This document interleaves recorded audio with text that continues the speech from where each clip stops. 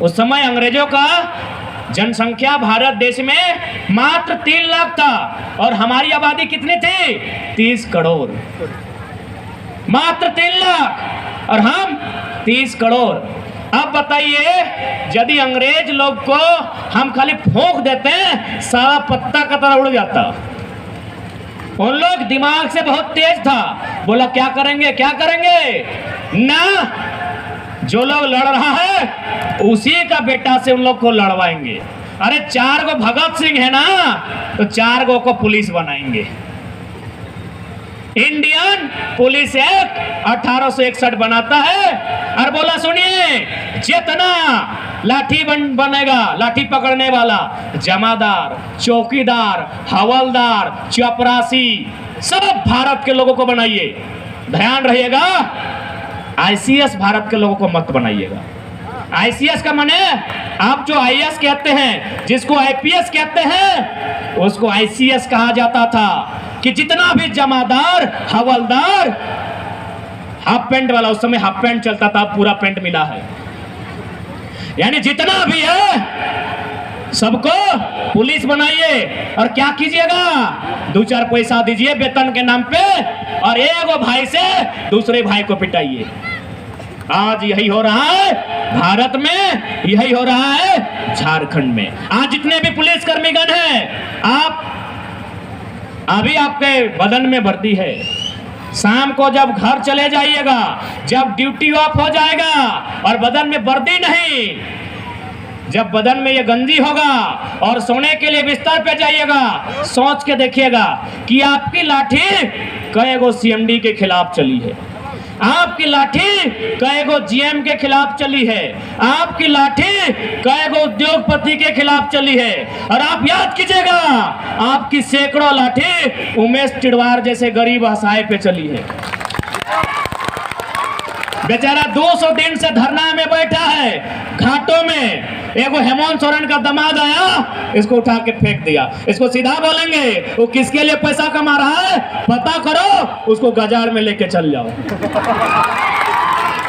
कोई मदद नहीं करेगा, कैसे करेगा? सबका बीवी बच्चा है, सबको डरा सहमा है, 2 पैसा कमा लेंगे, बच्चा को पढ़ाएंगे, कौन आएगा आगे? जिसको दर्द है उसी को आगे आना हो।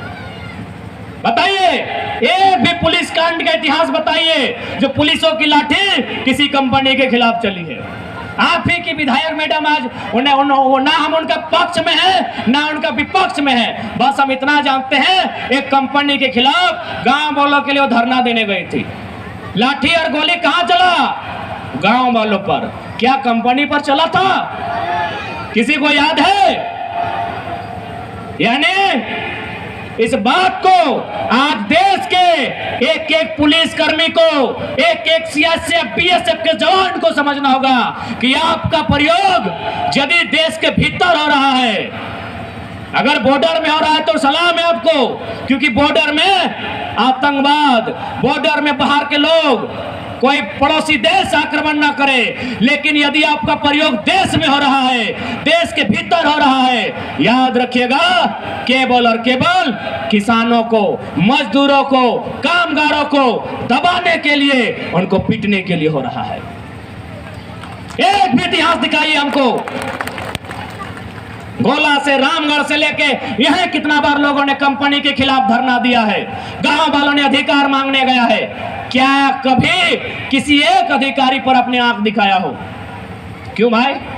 फिर क्यों कहता है भारत का संविधान जनता को, जनता के लिए, जनता के द्वारा? क्यों कहता है भारत का संविधान समाजवादी निरपेक्ष भारत की बात क्यों करता है? क्यों आर्थिक, सामाजिक, राजनीतिक न्याय की बात करता है? भारत का प्रियम्बल क्या कहता है?